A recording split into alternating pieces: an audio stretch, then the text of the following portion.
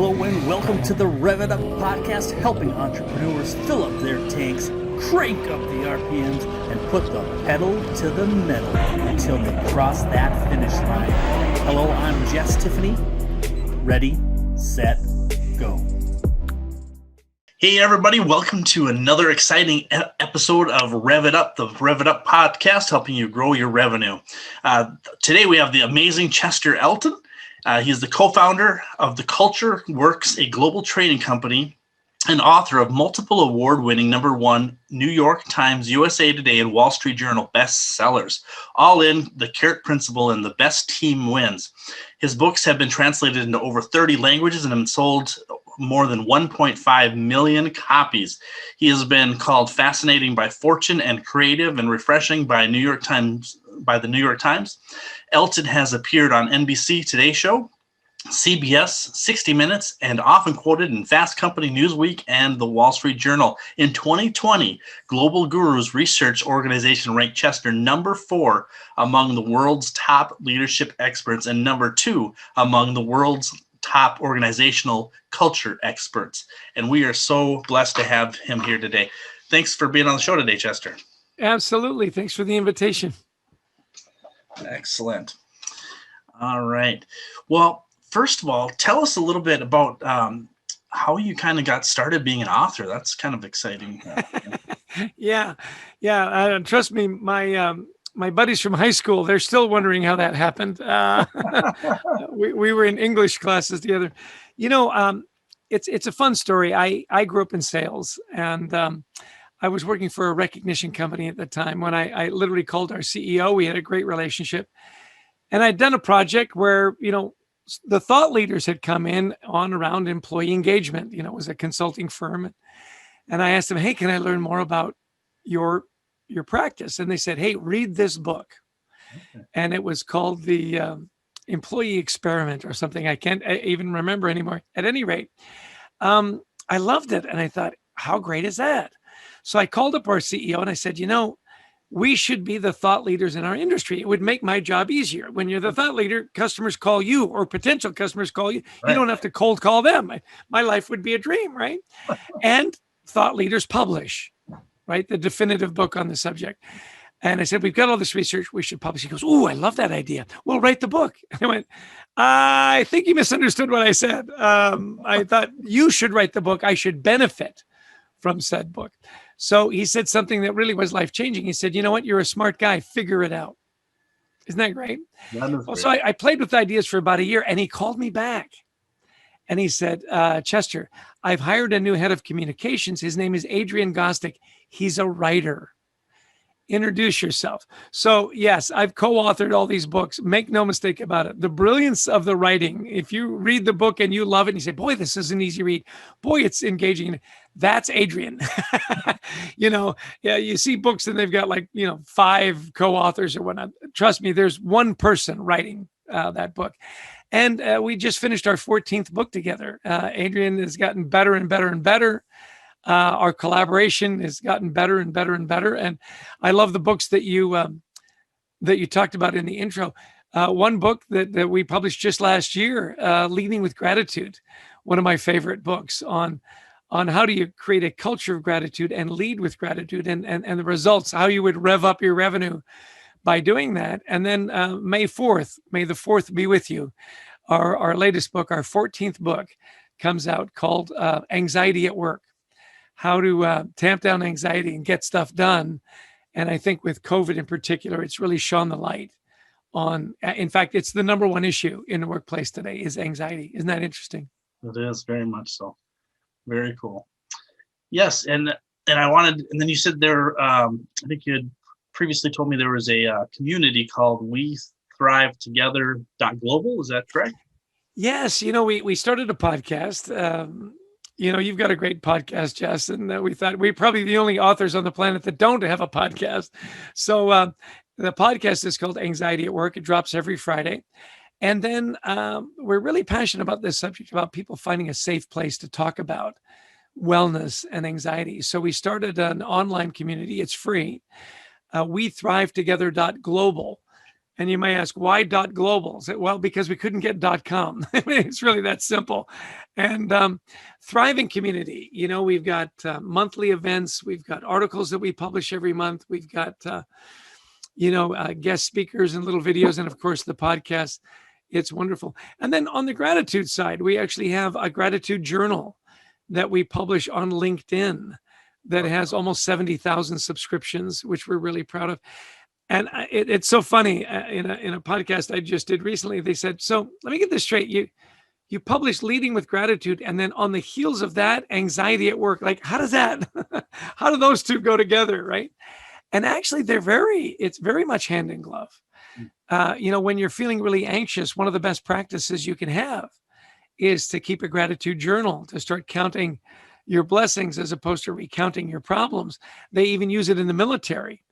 So, leading in gratitude, a great way to lead, a great way to live, and a wonderful tool to help you tamp down anxiety when that happens. And so we're really proud of both these efforts and the timing of the publication. Okay. So in your process, when you're kind of getting ready, gearing up for that next book, how do you kind of come up with the ideas to prompt you to write a whole entire book on something? Well, this book has anxiety at work has a wonderful backstory. Adrian and I both had children that suffered with extreme anxiety.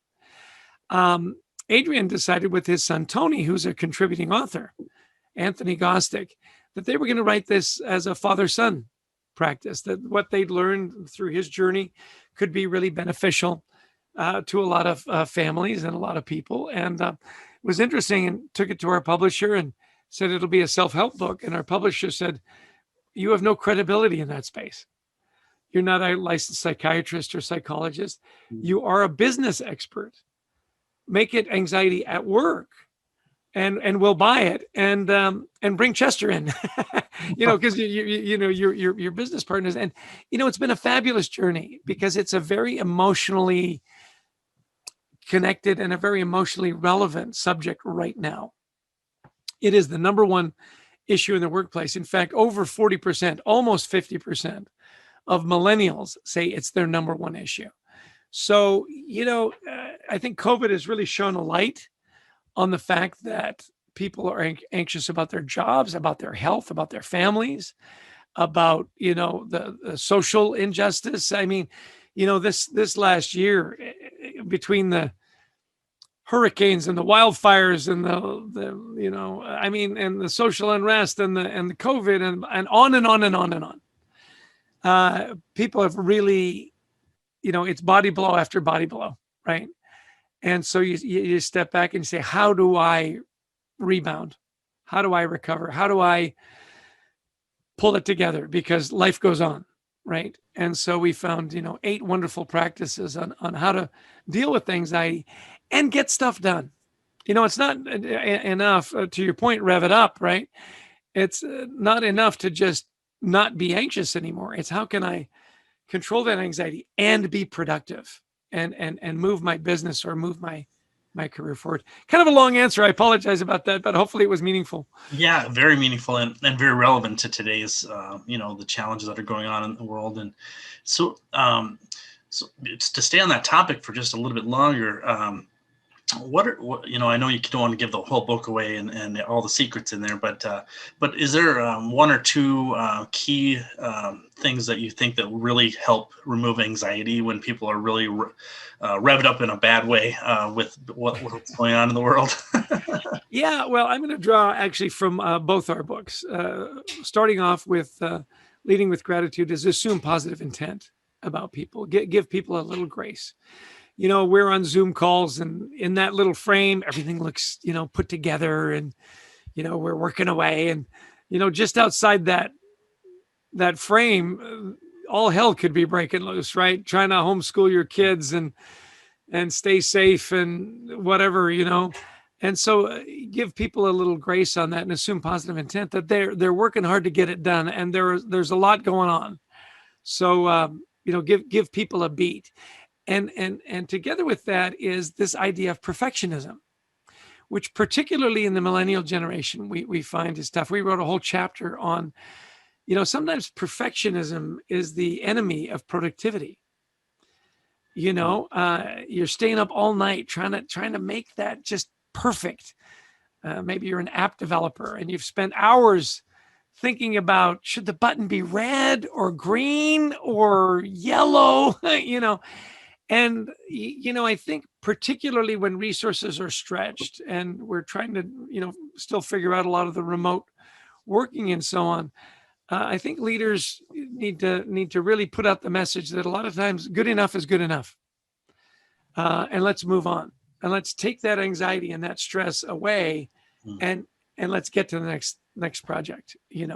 That was really an interesting discovery, is that there was this movement of, especially now, when so many people are losing their jobs, everything I do has to be perfect. Well, no, clearly it doesn't. Sometimes good enough is good enough. Yeah. Wow. Those are some great tips. I really appreciate that, especially with 4 kids here at home. And I don't know if you can hear it, but the microphone might be able to hear it, but the kids are thundering upstairs. Apparently we're in between sessions at school or something upstairs. So, and to your point though, Jess, I mean, let's embrace that as a joyful sound. Kids running around. I mean, hey, that should be a good thing. And I think too, because we've invited people into our homes with Zoom and Teams, whatever your platform is people understand that sometimes the kid's going to wander in and jump up on your lap. And you know what? That's okay. It's okay. It's just life. Yeah. Yeah. No, I've actually had a few of those, just recording podcasts. I had a few, dogs come in the middle, or kids, or, all that stuff. So yeah, it definitely happens more than you'd think. So, but it's a good thing. So what's your favorite book? Like, of the ones that you've written, 14 books, probably 1 or 2 that kind of is a standout. That's like saying, who's your favorite child? We love them all, right? We love them all. And yet we do have a favorite. I always say, look, our latest books are my favorite books, because that's what we're passionate about right now. And it's unusual that we would publish books so close together. I mean, today, literally March 3rd, is the 1-year anniversary of the release of Leading with Gratitude. And when we released Leading with Gratitude, that was my favorite book by far. Well, May 4th, we're going to release Anxiety at Work, and I guarantee that's going to be my favorite book. Every book is relevant that we've written. Some of them have basically gone out of print. I mean, we've been writing for 20 years now. I'll say, though, that our core books, The Carrot Principle, All In, our book that we wrote about culture, Leading with Gratitude, Anxiety at Work, The Best Team Wins. Our recent work is where our passions are, and they build on each other, as you might guess. The first book we wrote, which was Managing with Carrots, it was a nice little book, and we gained a lot of experience. And then we wrote, the 24 Carrot Manager, and then A Carrot a Day, and then The Invisible Employee, and then on and on. And so with any kind of luck, each book you get a little better, you get a little more relevant, and a little more passionate, and that's been the case with us. Hey everybody, Jess here. What if I could help your company find over $100,000 in hidden revenue streams in less than an hour without spending an extra dime on advertising or marketing? Reach out to me at cardzap.thebumpcard.me. Check out the video on 5 Steps to Profit, and also reach out and we can have a conversation. Thank you. Excellent. And we always talk about here that, books kind of as a gateway to open a lot of doors for you. And would you say that's kind of the case in your circumstances as well? Oh, yeah, absolutely. Our writing leads to speaking, leads to training, leads to executive coaching, leads back to selling more books, that virtuous circle. And more than just door openers, what we're really hoping for is awakening in a lot of leaders' minds of a better way to lead, a better way to build a company and a culture that benefits everyone. Where leaders are better leaders, and teams are more engaged and productive. They're of more service to their customers and their communities, and ultimately their shareholders. So yeah, absolutely. And we love writing. We're already thinking about the next book. which you should be. Yeah. And it's almost like when you publish the book, and this happens because lead time for publishing is a lot. The book comes out May 4th. Well, we've been doing our podcast, and so many times we think, boy, I wish we talked to this person before we finished the book, because it was just so insightful and so relevant. So it leads you right away. Well, so how can we make it better? What's the next big subject that's really going to be helpful for people? Awesome. And how would you say the podcast has affected the things that you do? Obviously, it's a booming industry right now. How have you noticed, changes in your business because of that? Well, our podcast is only 6 weeks old, so it's really nice. yeah, it's. We're delighted. We've had well over 1,100 downloads already, which is really affirming. I'll tell you what it does is it just keeps your mind moving, because you're talking to experts. We're talking to accredited counselors and psychologists, and we're talking to business leaders, and we're talking to creative people, all about how did they deal with anxiety? What are some tips when you're counseling people? And it really just does open your mind to a lot of things. A few of them being, everybody is suffering from anxiety in some form, some a little more acute than others. The difference between stress and anxiety is an important distinction. Stress being more momentary, more of an event that comes and goes, whereas anxiety is that lingering in the back of your head that just is always there, right? Yeah. And how do you deal with that? So I love the fact that it brings people into our sphere that are experts in the field, have dealt with it well, and have shared their stories. And that vulnerability is remarkable. And you find, I know you find that with your podcast. You say, boy, I asked a simple question and it went really deep, really fast. So yeah, it's been a delight. Nice. Yeah, so I think it was like 20 years ago. When I say 20, it might be 20, closer to 30. You lose track when you get as old as we are. As me. You're young spring chicken, but. But anyway, I had I guess you'd call it a panic attack one time, where it was, hard to breathe, and just because I was just so much stress and worry and stuff like that. And it really, it's really, I don't know, it's just a terrible feeling when that's happening. And I imagine that's happening to a lot of people right now. Have you kind of researched into the escalation of that anxiety type stuff? Oh, sure. And it's brought on by a lot of things. Being insecure about your job is probably number one. So many people have lost their jobs during the pandemic, and and the unknown. People start talking about the new normal. Nobody knows what that's going to look like. You get some pretty good guesses and a lot of hopeful outcomes for what does the new normal look like.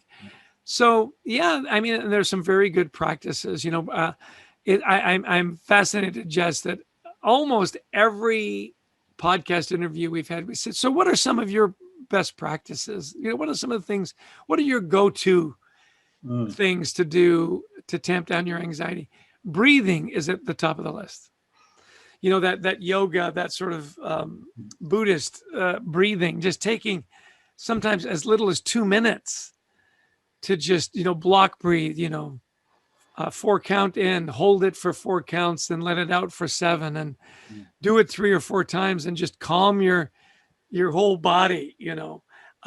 Gratitude journals we talked a little bit about is another best practice.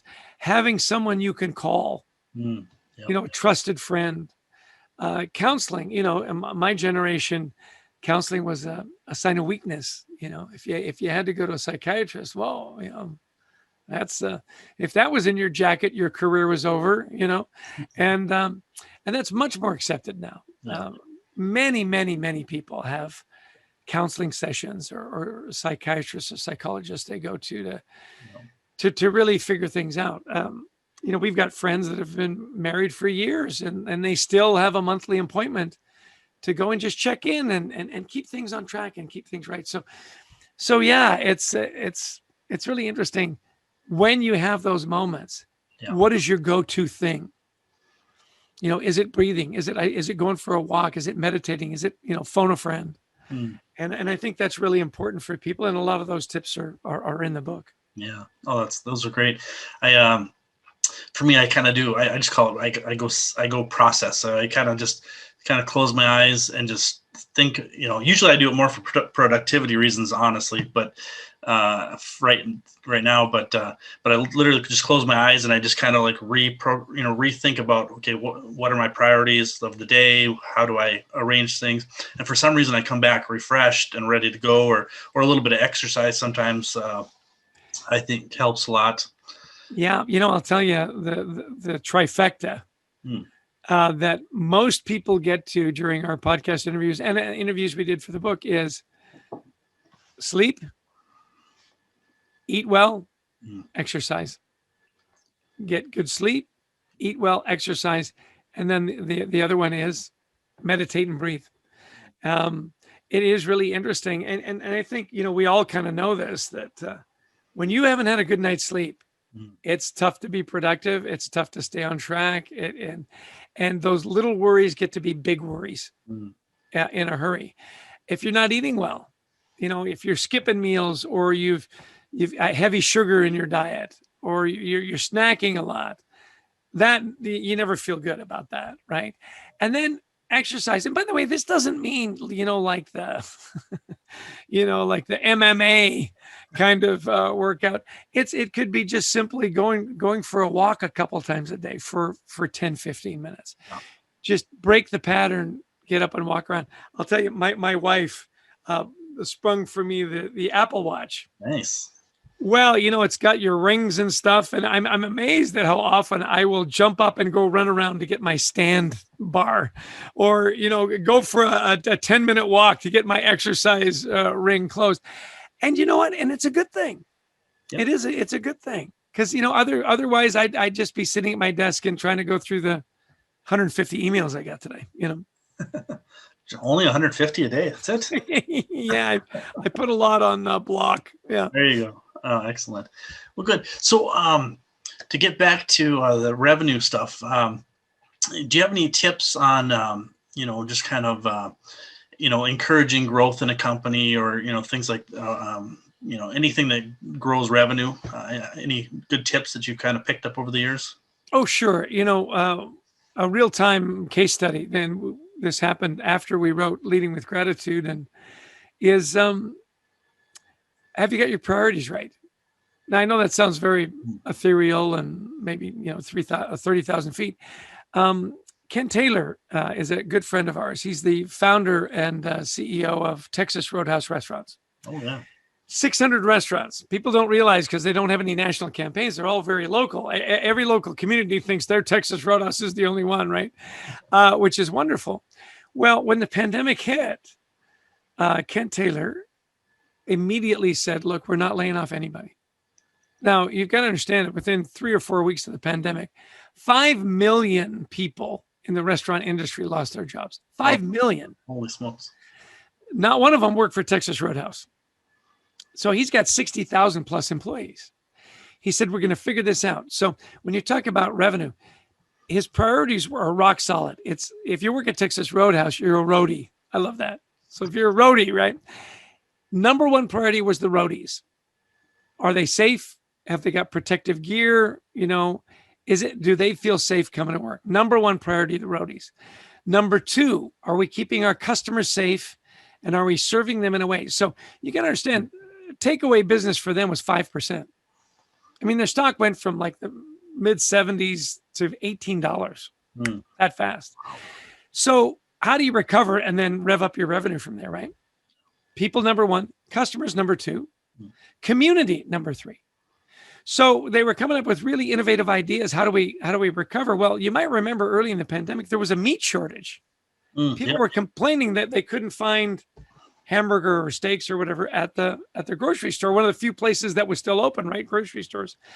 So they did a farmer's market, and because they had all kinds of supplies, and it was curb to grill.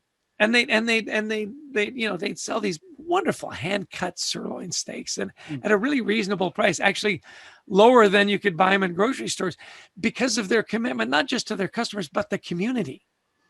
They went from, legendary food, legendary service, which is their motto, right? To we're going to feed the nation. Nice. Think about that. Feed the nation, right? So they put together family packs that you could buy for like $25 and feed a family of 6.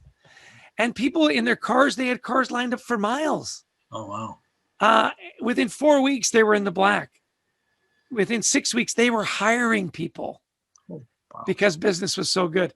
Their stock went from $18 to now it's over $90 a share. Wow. So you talk about revving up your revenue.